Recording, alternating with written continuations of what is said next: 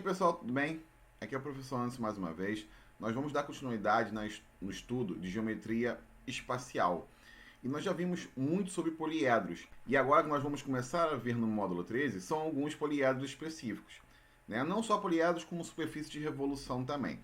Então, nosso primeiro tópico, né? Nossa primeira figura espacial seria o prisma. Então, o prisma foi dividido, se eu não me engano, em 2 capítulos. E esses 2 capítulos ele vai trazer tudo sobre prisma. Nesse primeiro capítulo, no capítulo 13, o que nós vamos aprender sobre o prisma? Nós vamos aprender as características, ou seja, né, o que representa, o que vem a ser um prisma, a representação de um prisma, a representação da figura da qual representa o prisma, os elementos que vão compor esse prisma e também as classificações de prisma, porque o prisma pode ser classificado em relação à sua base. E em casos especiais, são prismas especiais, vamos ver paralelepípedo, reto, retângulo e cubos. Também são prismas que têm certas características que nós vamos poder explorar dentro de cada um deles. Então, para a gente poder entender um pouco o prisma, né? Aqui a gente já tem, na introdução do livro de vocês, a gente já tem aqui algumas figuras que representam determinados prismas, certo? Aqui a gente tem uma estrutura que é muito parecida, né? Na verdade é uma estrutura no formato de prisma. Nós temos aqui um ônibus, nós podemos também trabalhar com uma estrutura, né, como se fosse um prisma, né? E essa primeira figura aqui é a estação Cabo Branco, tá? Na cidade de João Pessoa. Então, parece um prisma. Nós vamos ver por que ela parece um prisma. O ônibus, ele parece também um prisma. Nós vamos ver a característica porque ele parece um prisma. Uma caixa de presente parece um prisma. Então, todas essas aqui são representações de prismas que nós podemos chamar de prisma. Tá, mas o que de certa forma, como é que é? Por que eu acabei de chamar aquelas figuras ali, aquelas coisas ali de prisma? Então, qual seria a definição? Bem, para a gente ter um prisma, nós temos sempre 2 planos. Então, aqui a gente tem um plano beta e aqui embaixo a gente tem um plano alfa. E esses 2 planos são justamente o que vão formar as bases do nosso prisma. Então, vocês podem ver que aqui eu tenho uma base aqui em cima, né? Eu tenho justamente esta base aqui e tem a base de baixo, que é esta base aqui. Se vocês observarem, cada base ela vai estar no plano. A base aqui, que foi chamada de S, S', ela está no plano beta, e aqui a base que está no plano alfa, ela foi chamada de S. Então tem a base principal, a base de baixo, da onde o prisma vai ser montado, e tem uma base superior, onde o prisma vai terminar. Então, essas 2 bases elas vão estar, neste caso, em 2 planos diferentes. E aí, essas 2 bases elas são idênticas, elas são congruentes, elas têm as mesmas medidas, né?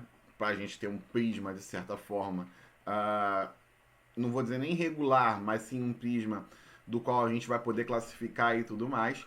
Essas bases vão conter, então, polígonos congruentes. Então, a gente pode ver aqui que esse S aqui, essa base de baixo, ela vai ter a mesma área, né? Vai ter as mesmas características dessa base de cima, essa S' aqui.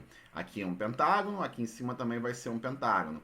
E aí, as medidas das arestas da base vão ser iguais para ambas as bases. Certo? Então, isso aí, de certa forma, caracteriza um prisma. Bases em planos diferentes, as bases têm que ser iguais e as faces laterais elas são também retângulos ou quadrados, tá? Então, isto daqui caracteriza um prisma. Então, né, aqui a gente pode ver as características principais do prisma, né? Então ele fala que, por definição, todo prisma é limitado por 2 polígonos congruentes e paralelos, chamados de base. Então, novamente, são bases, vão estar em planos diferentes e esses planos vão ser paralelos, logo as bases serão paralelas. E tanto S quanto S' serão congruentes. Consecutivamente, os segmentos que unem os vértices correspondentes desses polígonos denomina-se arestas laterais. São paralelas entre si. Por fim, as faces laterais de um prisma são obrigatoriamente paralelogramos. Então, como eu falei, aqui sempre serão paralelogramos, né? Sempre eu vou ter ou um retângulo ou um quadrado como face lateral de um prisma. Tá, aqui a gente tem outras características, né? Algumas características mais. Todo prisma cuja base tem n lados possui n vezes 3 arestas. Por quê? A base ela vai justamente nos determinar qual prisma a gente está trabalhando. Se eu tenho um prisma, então, com uma base de n lados, nesse caso aqui, a base seria, o n seria 5, já que a base ela é pentagonal. Então, para saber a quantidade de arestas, é sempre, né, a gente calcular por esta formulazinha aqui, onde as arestas sempre serão 3 vezes o número de lado da base. Outra característica é que todo prisma cujo polígono de base tem D diagonais, para calcular a quantidade de diagonais desse prisma, basta a gente multiplicar 2 vezes a quantidade de diagonais da base. Nesse caso aqui, como a base era um pentágono, seria 2 vezes 5, e a gente teria o número de diagonais, então, no nosso prisma. Então, aqui a gente tem alguns elementos. Vamos lá a quais serão esses elementos. Aqui, como eu falei, a gente tem duas bases. E as duas bases elas estão em dois planos diferentes, o plano alfa e o plano beta. Então, as bases nesse prisma aqui seriam A, B, C e D. Seria a base que está no plano beta. A outra base ela é congruente à base de baixo e ela é composta por E, F, G e H e está no plano alfa. Essas duas bases vão ser ligadas por arestas e essas arestas serão aqui, nesse caso, a gente pode ver que é algo parecido com quadrado, seria ABFE, então é uma face lateral. Então, ó, o que eu tenho? As bases estão aqui, são essas bases que estão nos planos. Agora, as arestas das bases, AB, BC, CD, AD, EF, FG, GH e HE. Essas são as arestas das bases. Tá, e as arestas laterais? AE, BF, CG, DE. Essas são as arestas laterais que formam, então, o meu prisma. E essas arestas vão formar faces. As faces são justamente A, B, F, E, A, D, E, H, B, C, F, G e por fim C, G, H, D são as faces laterais, são as faces que estão, né, compondo esse prisma, que estão unindo a base do plano beta com a base do plano alfa. Então, essas arestas, elas juntam as duas bases e essas arestas formam também a face lateral. Existem, então, também as diagonais do prisma. Não seriam as diagonais da base, sim do prisma. Então, a gente pode ver aqui que desse ponto C, né, desse vértice C aqui, eu posso traçar para o vértice E e para o vértice F diagonais. CF é a diagonal da face e CE é a diagonal do prisma. Diagonal da face é a que passa por dentro da face e a diagonal do prisma é a diagonal que passa por dentro do prisma.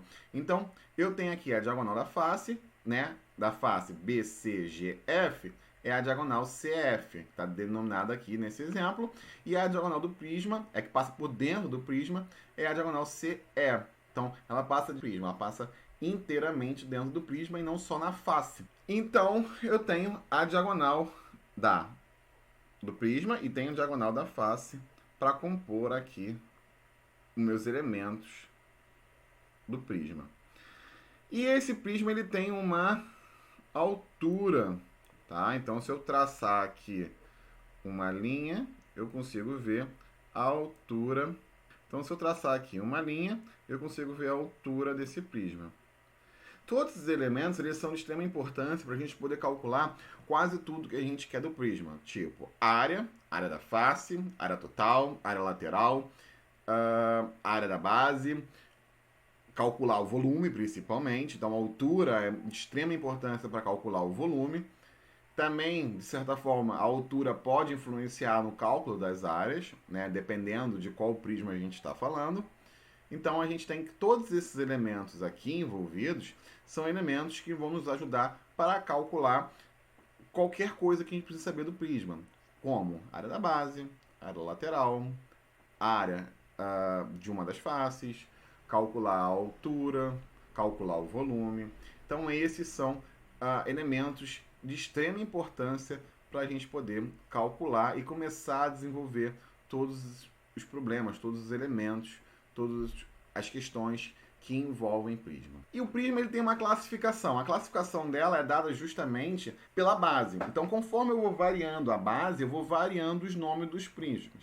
Aqui eu tenho um prisma qual a base é triangular. É um triângulo.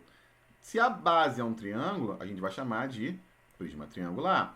Aqui eu tenho um prisma que a base é um quadrado. Se o meu prisma tem a base sendo um quadrado, independente das suas faces laterais, mas se a base, né, as duas bases são quadrados, é um prisma quadrangular. Aqui eu tenho um prisma que a base é um hexágono. Então, a base, independente mesmo qual seja a face lateral, então, como a base é um hexágono, então é um prisma hexagonal. E aí eu posso classificar todo e qualquer prisma por conta da sua base. A figura plana que vai estar na base, no plano que forma a base, essa figura vai dar o nome da base. Como exemplo aqui, triângulo, triangular, quadrado, quadrangular, hexágono, prisma hexagonal, porque a base, né, as duas bases são hexágonos. Em relação à inclinação do prisma, como eu falei, se há uma inclinação do prisma, esse prisma ele pode ser chamado de oblíquo. Tá? O que isso quer dizer? Que se a aresta, né, a lateral forma um ângulo menor do que 90, com a base, né, com o plano de uma das bases, né, independente qual vai ser a base, mas sempre vai ter um ângulo aqui menor do que 90, então a gente tem um prisma oblíquo. Se a aresta forma com o plano da base um ângulo de 90 graus, então a gente tem um prisma reto. Geralmente, o que a gente vai mais trabalhar é no prisma reto, mas, independente disso, os cálculos envolvendo o prisma reto e um prisma oblíquo, ele vai dar no mesmo, certo? Vão ser bem parecidos, na verdade. Então, ó, prisma oblíquo triangular, porque a base é um triângulo, oblíquo porque a aresta forma um ângulo menor do que 90 graus com o plano da base. Prisma reto triangular, por quê? Porque a base é um triângulo e forma um ângulo de 90 graus, né? A aresta forma um ângulo de 90 graus com o plano da base. Então, a gente começa a classificar pela base, né? Conforme for o polígono que a gente tem na base, e também em relação à aresta ela ser ou não, né, menor do que 90 ou igual a 90. Então a gente tem esses dois tipos de classificação. Classificação em relação à base e classificação em relação à inclinação da aresta com o plano da base. Então existem algumas propriedades, como eu falei, o que a gente mais vai trabalhar vai ser justamente o prisma reto, tá? Independente se vai ser triangular, quadrangular, independente de qual vai ser a base, o que nós mais vamos trabalhar é o prisma reto. Então, existem algumas propriedades para o prisma reto. Como eu havia dito, a altura é congruente em todas as laterais. Na verdade, para vocês calcularem um paralelogramo, ela vai ser bem parecida. Então, na verdade, essa altura ela vai ser bastante influente na hora de a gente calcular a área. Porém, se a gente está calculando a área de um paralelepípedo, ela é basicamente igual à área de um retângulo. Então, não vai fazer muita diferença na hora desses cálculos. Porém, claro, vai fazer diferença para a representação e irá também fazer diferença para certos tipos de problema. A projeção ortogonal da base superior coincide com a base inferior. Isso quer dizer o quê? Se eu tirar essa base aqui de cima, vamos supor que eu pegue, corte essas arestas fora, essa base aqui de cima, ela vai cair e vai cair justamente sobrepondo a base que está embaixo. Já nesse caso aqui, se eu cortar essas arestas, essa face aqui ela não vai cair sobre a outra, não vai cair sobrepondo a outra. Já então no prisma reto, se eu cortar as arestas, esta base sobrepõe, ela cai em cima da face, né, da base de baixo. As arestas laterais são perpendiculares às bases, logo as faces laterais são retângulos. Então, quando eu tenho um prisma reto, as características são mais fáceis de trabalhar. Então, por isso que eu falei que nós vamos realmente ver mais prismas retos. Não que a gente não consiga fazer nenhum cálculo com prisma oblíquo. A gente consegue calcular a área, por exemplo, de um paralelogramo. Só que geralmente é mais fácil, é mais visto em concursos, em provas em geral, o prisma, né, reto. Existem alguns casos particulares de prisma reto. Que casos são esses? Então, os casos particulares de prisma reto são justamente o prisma regular e o prisma irregular. O que quer dizer o prisma regular e o prisma irregular? Bem, regular é quando os ângulos, as faces, as arestas, são tudo congruentes. Todos eles vão possuir a mesma medida. Por exemplo, aqui eu tenho um prisma quadrangular regular, ou seja, o polígono EFGH é um quadrado. Então, a base dele EFGH é um quadrado. Tá? Aqui eu tenho um prisma quadrangular irregular. O polígono ABCDE é um trapézio. Então, o prisma ele vai ser regular se a base dele for uma figura plana regular. Se a base não for uma figura plana regular, então o prisma não é um prisma regular, tá? Então lembre-se também, né, que polígonos regulares, né, os polígonos que vão formar a base, são equiláteros e equiângulos, ou seja, possuem os lados e os ângulos congruentes, tá? Quadrado, triângulo equilátero. Então, essas figuras, um pentágono regular, essas figuras transformam, então, os prismas em prismas regulares. Se essas figuras estiverem na base, um quadrado, um triângulo equilátero, ou até mesmo um prisma regular, um hexágono regular, se eles forem bases do prisma, o prisma, então, ele acaba sendo um prisma regular. Certo? Então, ó, as medidas dos prismas são justamente as áreas, né, que nós vamos ver agora, e o volume também. Então, para calcular a área de um polígono, de um prisma, a gente vai ter que calcular justamente a área da base. Então, primeiro a gente vai ter que calcular a área da base. A gente sabe que a base é um polígono plano. Então, se for um quadrado, a gente calcula a área do quadrado. Se for um triângulo, calcula a área do triângulo. Se for um hexágono, calcula a área do hexágono. Vamos ter que calcular as áreas laterais. As áreas laterais, elas sempre serão retângulos para um prisma reto. Então, fica muito fácil calcular, porque basta calcular uma área lateral.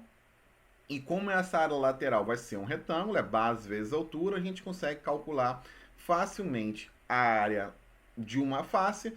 E aí, depois, só somar todas as faces que nós temos formando a área.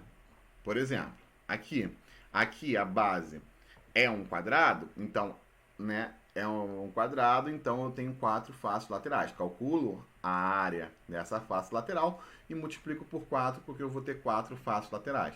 Esta aqui, como não é um triângulo, como não é um prisma regular, não é um prisma do qual eu vou possuir as faces todas idênticas, congruentes, eu vou ter que então calcular cada uma das faces e somar. Já para um prisma regular, eu calculo aqui a área desta face aqui que a gente está vendo e multiplico por 4, porque ele é um prisma regular. Nesse caso aqui, eu vou ter que calcular individualmente cada uma das faces. E aí, para saber a área total, a gente faz o quê? A gente soma a área lateral, que a gente já calculou em relação à quantidade de faces laterais, mais 2 vezes a área da base. Por que 2 vezes? Porque a gente sempre vai ter duas bases, a de cima e a de baixo. Então, sempre vai ser 2 vezes a área da base. Então, a área total é a área de todas as faces laterais somadas, mais 2 vezes a área da base, que elas sempre serão idênticas. Para ela ser um prisma, elas têm que ser idênticas, têm que ser congruentes. Então, basta multiplicar 2 vezes a área da base. E para calcular o volume, eu só preciso da área da base vezes a altura. Então, aqui, independente se o prisma ele é regular, se ele é oblíquo, se ele é um prisma irregular, basta eu calcular a área da base, ter a altura desse prisma. Quando o prisma é regular, é fácil você ter a altura do prisma, porque vai ser justamente a aresta lateral. Tá? Mas no caso que se ele for oblíquo ou se ele for irregular, né, pode causar algum transtorno para a gente, mas também é possível calcular esta altura. Pego a área da base, multiplico pela altura, eu tenho o volume então do prisma, certo? Então aqui, ó, como eu disse, eu tenho a base, calculo A vezes B, pego a altura independente, qual seja a quantidade, aqui por exemplo tem 3 prismas, mas se eu pegar essa altura aqui, eu vou ter justamente o volume que esses 3 aqui ocupam, tá, juntamente. Aqui tem uma demonstração. Aqui está falando uma coisa, de certa forma, com um grau de importância, porque muitos dos prismas, eles podem ser, como exemplo, de uma caixa d'água. Então, isso quer dizer o quê? Eu tenho uma caixa d'água em forma de um prisma. Se eu tenho uma caixa d'água em forma de um prisma, eu preciso saber a conversão, tá? Porque o prisma, ele vai ser dado em uma unidade de comprimento, vocês vão poder calcular a unidade de volume, mas vocês vão ter que levar, então, em consideração a unidade de capacidade. Ou seja, vão ter que saber converter em volume para litro. Então, 1 litro equivale a 1 decímetro cúbico. Então, na hora que eu estiver fazendo um exemplo, um exercício que envolve uma caixa d'água, por exemplo, isso aqui vai ser dado, em relação às medidas, vai ser dado em metros, em quilômetros, independente, em centímetros. E aí eu vou ter que fazer a área, da base, vou multiplicar pela altura e vou encontrar o volume. Só que esse volume vai estar em unidade de volume e eu tenho que transformar isso para capacidade, ou seja, eu tenho que levar em consideração que 1 litro equivale a 1 decímetro cúbico, ou, né, se for algo menor, que uma caixa d'água, se for uma caixinha pequena, nós vamos ver cilindros também lá na frente, nós vamos ver que o cilindro é justamente a nossa garrafa d'água, a gente pode fazer a conversão também de mililitros para centímetros cúbicos. Então, essas duas conversões são importantes porque em determinados problemas a gente pode encontrar aí a necessidade de fazer essa conversão. E então a gente tem também prismas semelhantes. Assim como a gente havia visto figuras semelhantes quando a gente viu figuras planas, logo no primeiro bimestre, lá no início das aulas, a gente também pode ter prismas semelhantes. E esses prismas semelhantes, eles nos trazem aquela ideia novamente de ter um valor constante, tá? Uma razão, para que justamente essa razão seja aplicada à nossa fórmula, para que a gente saiba se houve, né? Se eles são semelhantes, primeiro, as razões têm que ser iguais, e se houve também um aumento ou uma diminuição dos prismas. Então, se eu tenho aqui esse prisma, eu vou calcular a área da base.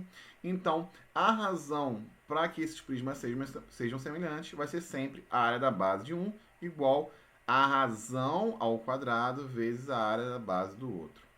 Em outra maneira de falar, a gente pode também pegar que a área da base de B1 dividido pela área da base de B2 é igual a esta razão ao quadrado. Então, eu pego uma razão, essa razão vai ser dada pela a aresta da base e a altura, geralmente, tá? Muitas das vezes vai ser dada pela aresta da base e a altura. E esta razão, ela vai manter, aqui eu tenho que a aresta desse prisma 1 vai ser A aresta desse prisma 2 é M. Então, M vezes A vai ser igual... Lembrando que se eu peguei do menor para o maior, eu vou pegar do menor para o maior. Então, Hzinho dividido por Hzão é a minha razão. Esta razão, tá? Posso pegar aqui também qualquer outra aresta, né? Mas como esses prismas parecem regulares, então foi pegado a aresta da base e a altura, né? Já que essa altura deve ser igual a essa, deve ser igual a essa, e já que essas arestas devem ser iguais da base também, foi pego esses dois elementos para poder calcular essa razão. Logo, então, eu tenho esta informação aqui, que para calcular, né, tá bem aqui, ó, nem precisava ter escrito, mas tá bem aqui, eu tenho que esta razão, ela se mantém para calcular a área, né, das figuras, desses prismas, se eles forem semelhantes. Né? Como nós vimos para elementos de figuras planas, a área também de figuras espaciais, nesse caso o prisma, vai se prevalecer também para o cálculo. E também eu posso utilizar isso para calcular o volume, tá? Se eles forem semelhantes, eu tenho essa mesma ideia de razão para se portar no volume. Então, se eu tenho uma razão, vai ser essa razão elevada ao cubo, nesse caso, igual à divisão dos dois volumes. Como eu havia dito, existem prismas especiais, o paralelepípedo, tá? E o cubo. O paralelepípedo, então, é uma figura do qual eu sempre vou ter paralelogramo formando a minha base. E também posso ter um paralelogramo formando as minhas faces. Se eu tenho então um paralelogramo formando a minha base e tenho um paralelogramo formando a minha face lateral, eu tenho um prisma, tá? Do qual ele tem um nome especial, que é paralelepípedo oblíquo. Por que oblíquo? Neste caso aqui ele vai ser oblíquo porque a aresta da face lateral ela forma um ângulo oblíquo com a aresta da base. Se isso não acontecer, se no caso a aresta da base, se a aresta lateral e o plano da base forem retos, eu vou ter então um paralelepípedo reto. Lembrando que eu vou formar a base como um paralelogramo e neste caso, se o paralelepípedo for reto, o que eu vou ter como face lateral não vai ser um paralelogramo, e sim vai ser um retângulo. Eu posso ter também um paralelepípedo retângulo, se a base for retângulo, mas ele não formar com a aresta lateral não formar com a base, né, com o plano da base, um ângulo de 90 graus, eu então tenho um paralelepípedo retângulo, porque a minha face lateral vai ser paralelogramo. Se no caso a minha face lateral forma com a aresta da face lateral forma com o plano da base ângulos retos e a minha base é um retângulo, então eu vou ter retângulo na base e retângulo na face lateral, eu vou ter então que esse paralelepípedo pode ser chamado de paralelepípedo reto retângulo. E um caso especial é o cubo. Por quê? Porque nesse caso o cubo ele vai ter tanto a base quanto as faces laterais e também vai possuir, né, como as faces laterais vão ser quadrados, isso quer dizer então que a aresta dessa face lateral com o plano da base vai formar um ângulo de 90 graus. Então, nesse caso, eu tenho um cubo ou um hexaedro regular, como nós já havíamos visto lá atrás em poliedros normais, tá? E aí, para a gente poder calcular a área e o volume de um paralelepípedo reto retangular, a gente tem essas seguintes formas, que para calcular a área da base é um retângulo, então vai ser a área da base vezes A vezes B, ou seja, comprimento vezes largura. Para calcular a área lateral, como eu vou ter aqui, ó, essa face vai ser A vezes C, A face de trás vai ser A vezes C também. Já essa face lateral aqui vai ser B vezes C. E esta outra face do outro lado também vai ser B vezes C. Logo, o que eu vou ter? Eu vou ter, então, que eu vou ter duas faces laterais iguais. E as outras duas também vão ser iguais. Logo, para calcular a área lateral, basta a gente calcular C, né, vezes 2A mais B, botando C em evidência aqui, já que o C ele vai fazer tanto parte dessa daqui, quanto desta face lateral. Para calcular a área total, ela é um pouco mais fácil que os prismas normais. Basta a gente, então, aplicar essa forma. 2AB mais 2AC mais 2BC. Ou seja, sempre vai ser duas vezes o produto de dois dados do nosso paralelepípedo reto regular. Então, eu vou pegar duas vezes AB, né, duas vezes AC e duas vezes BC. Somo tudo e eu tenho, então, a área total. E já o volume também é bem fácil, é só multiplicar todas as dimensões. A vezes B vezes C, né? Porque A vezes B vai ser justamente a base, vezes C vai ser a altura. Então eu consigo aí calcular o volume desse paralelepípedo, né, através dessa forma, que é A vezes B vezes C. Altura, largura vezes comprimento vezes altura. Para calcular a diagonal, a gente vai ter que aqui aplicar duas vezes, né, a Pitágoras, né? Isso já foi visto também quando nós vimos poliedros, e aí a gente chega a esta fórmulazinha aqui. Então a diagonal de um paralelepípedo reto regular vai ser justamente A elevado ao quadrado mais B elevado ao quadrado mais C elevado ao quadrado, e a gente tira a raiz disso tudo. Por quê? Primeiro a gente faz Pitágoras da base, e aí a gente vai encontrar esse mzinho aqui, que vai estar em função de A e B. Depois a gente faz Pitágoras desse novo triângulo retângulo, né? Que a gente está aqui, ó. A gente faz primeiro do azul, depois faz do laranja, e aí quando a gente vai calcular o do laranja, esse M vai estar em função de B e C, e resolvendo tudo aqui, a gente chega a esta fórmula da diagonal do paralelepípedo reto regular, retângulo. O cubo também tem suas particularidades, claro. Então, para calcular a área da base, é um quadrado. Então, vai ser A vezes A, ou seja, A ao quadrado. Para calcular a área lateral, eu vou ter, então, 4 quadrados como área lateral. Como a área de um quadrado é A elevado ao quadrado, então vai ser 4A elevado ao quadrado. A área total soma a área da base, lembrando que são duas, com as áreas laterais, lembrando que são 4, eu tenho 6A elevado ao quadrado. E por fim, o volume é a área da base, que a gente sabe que é A elevado ao quadrado, vezes a altura, que a gente sabe que é A também, logo vai ser A elevado ao cubo. Novamente, para calcular a diagonal, a gente utiliza Pitágoras, faz a mesma ideia, calcula aqui o Pitágoras utilizando a área da base, vamos achar esse M em função de A, e aí depois a gente calcula novamente a diagonal do cubo, e a gente acha esta fórmula aqui para a diagonal, que é a diagonal do cubo é igual a A vezes raiz de 3.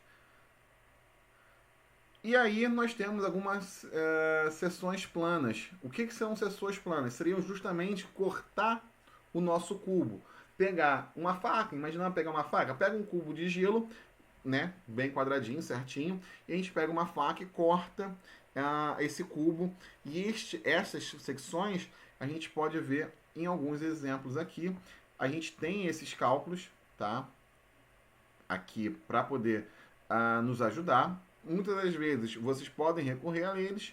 Se não conseguir lembrar, né, decorá-los, vocês conseguem também, sem problema nenhum, fazer chegar a essas medidas aqui também com o conhecimento que foi adquirido anteriormente. Então, eu tenho várias secções aqui. Eu tenho a secção diagonal, que é cortar justamente na diagonal o nosso cubo.